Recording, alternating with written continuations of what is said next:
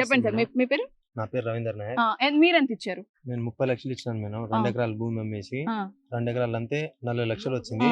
40 లక్షలు వస్తే దాంట్లో నేను సగం నా అప్పు ఉంటే అప్పులు కట్టుకున్నా, మిగతా ఏమో సరిపోక అమౌంట్ సరిపోక మిగతాది ఏమో హౌస్ లోన్ తీసుకున్నా.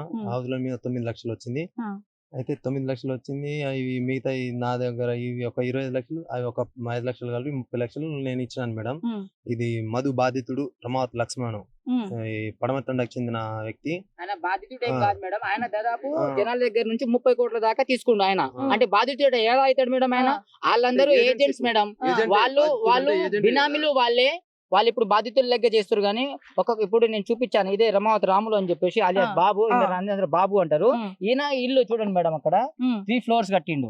ఈయన ఒక కారు, 1 కేజీ గోల్డ్, మాకు తెలిసినవి తెలియని ఇంకా చాలా ఎన్ని ఉన్నాయో. మరి ఇప్పుడు మంగిలి నాకు అసలు సంబంధం లేదు, నాకేం అవసరం ఇవన్నీ చేసుకోవడానికి, నేను ఒక సాంగ్ పాడితేనే నాకు చాలా డబ్బులు ఇస్తారు, నేను కష్టపడి ఇవన్నీ సంపాదించుకుంటున్నాను, లేనిపోని ఎలిగేషన్స్ వేస్తే నేను ఊరుకోను అన్నట్టు ఆవిడ మాట్లాడుతున్నారు. దానికి మీరేమంటారు మేడం? సంబంధం లేదని ఎలా చెప్తారు మేడం? ఒక ఆడపిల్ల ఆమె కూడా బంజారా గిరిజన బిడ్డ, మేము కూడా గిరిజనులమే. అది కాదు ఇక్కడ మ్యాటర్ ఏంటంటే మేడం, ఆమెకు సంబంధం లేదనంటే 12 o'clock అర్ధరాత్రి 12 గంటలకి ఆమె ఇక్కడికి వచ్చింది. నేనే సాక్ష్యము. ఆమెకి ఫుడ్ కూడా అరేంజ్ చేసింది నేనే మేడం. నేనే మటన్ ఇక్కడ నుంచి మల్లెపల్లి, ఇక్కడ నుంచి 22 కిలోమీటర్లు ఆమె వస్తుందని చెప్పి మధు మాకు ఇన్ఫార్మ్ చేస్తే ఆమె కొరకు అని చెప్పి మేమే ఫుడ్ మొత్తం ప్రిపేర్ చేయించినాం. 12 గంటలకు ఆమె ఇక్కడికి వచ్చింది. 4 గంటలకి తెల్లవారుజామున 4 గంటలకు ఇక్కడ నుంచి పోయింది. మేమే సాక్ష్యం మేడం. ఎన్నిసార్లు వచ్చింది? 3-4 టైమ్స్ వచ్చింది. మేమైతే ఒక 2 టైమ్స్ చూసినా. నేను వాళ్ళ తమ్ముడు ఉంటాడు శివ చౌహాన్ అని, ఆయన మధుతో పాటే ఉంటాడు మేడం ఎప్పుడు. అసలు మోసం జరుగుతుంది అని మీరు ఎలా గుర్తించారు? మాకు అమౌంట్ ఇవ్వకుండా డిలే చేసిండు మేడం. మాకు ఇలా అమౌంట్ ఇవ్వకుండా ఇట్లా డేట్లు పెట్టడము, ఇది చేసిండు. ఒక 2 months అట్లా డేట్ పెట్టిండు. ఇంతకు ముందు ఎవ్రీ మంత్ ఇచ్చేటోడు. దాని తర్వాత కొన్ని రోజులకి ఆపిండు.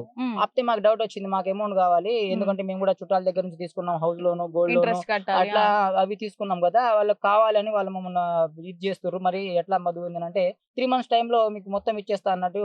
ఆ 3 months పోయింది. ఆ 3 months తర్వాత మళ్ళా 2 months పెట్టిండు. 5 months అయింది. ఎప్పటికీ మాకు ఫుల్ ప్రెజర్. మా దగ్గర ఉన్న మేము కొద్ది గొప్ప దాచుకున్న పైసలు కూడా మేము తీసుకొచ్చిన చుట్టాలకు మా దగ్గర నుంచి మొత్తం ఇచ్చేసినాం.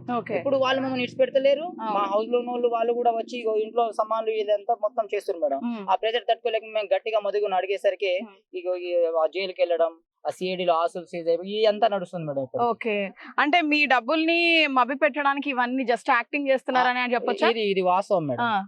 మరి డబ్బులంతా వాళ్ళ దగ్గరే ఉన్నాయి, మాకు ఇప్పించండి అని మాత్రం మీరు డిమాండ్ చేస్తున్నారు. ఓకే.